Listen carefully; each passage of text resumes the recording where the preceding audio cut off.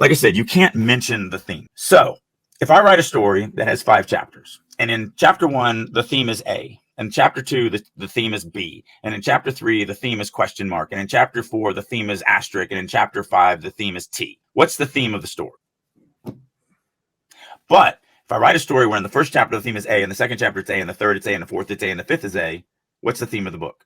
A. A. But you can't say A, but you have to thread it through every one of them. So one of the things I've tried to do in my career is change over the last 20, 30 years. Game of Thrones really is in my opinion, the culprit of this. But people have lost what the meaning of kill your darlings is. I go to writers groups, I go to writers conferences, and I've tried to kill this for 20 years. Killing your darlings has nothing to do with your characters. It's not about killing characters. Back in the day, before fantasy, there's only one epic fantasy writer that's a pantser. He will never finish his series because he's never finished anything. Now, he's made more money than me, so you can guess who I'm talking about.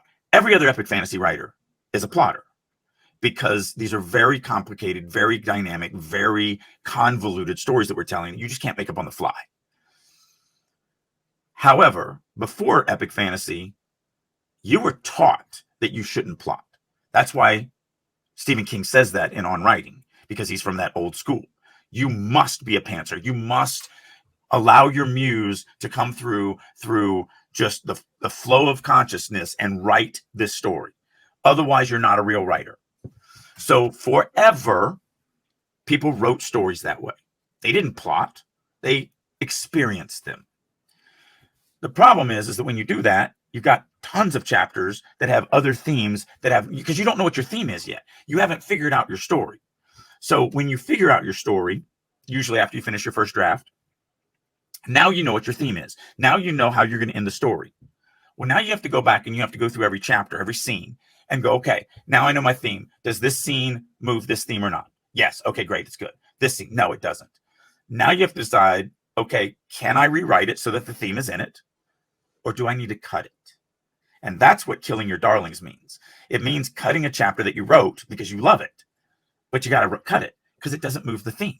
And the theme is the story. Without the theme, there is no story. So that's what killing your darlings meant.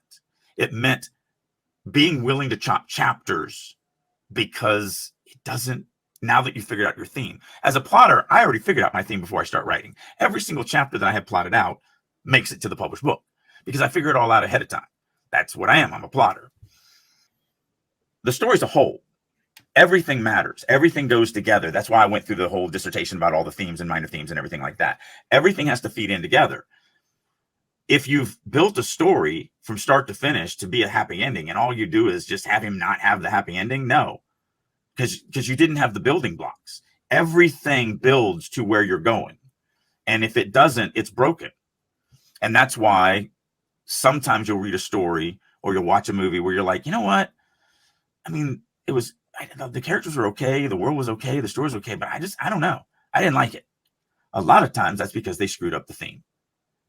They just broke. They didn't understand it's a holistic thing. Stories are not a moment here and a moment there and a moment here. It's a holistic thing. And especially like the way I write epic fantasy, like one of the things that I'm proud of myself on Farmers and Mercenaries is it's technically 4 novellas. They never touch, and yet no one notices. No one has ever come up to me and said, you know, you just wrote 4 novellas.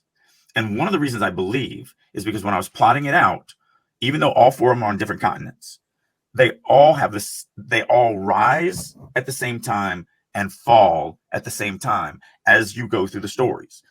They're not, you don't notice it, but as one story is picking up, you know, all of them are picking up, or as one thing's hitting a wall, they're all hitting some type of wall. And so they feel like you're reading one story. And technically they don't actually connect until the second book. None of the characters are together until book 2. And no one ever noticed, not a single person, because it's a holistic thing the way I write stories. It's not about, you know, these 4 POV characters doing their own thing. I'm writing one story. I'm just telling it through 4 POVs, which means each one of them have their own thematic element.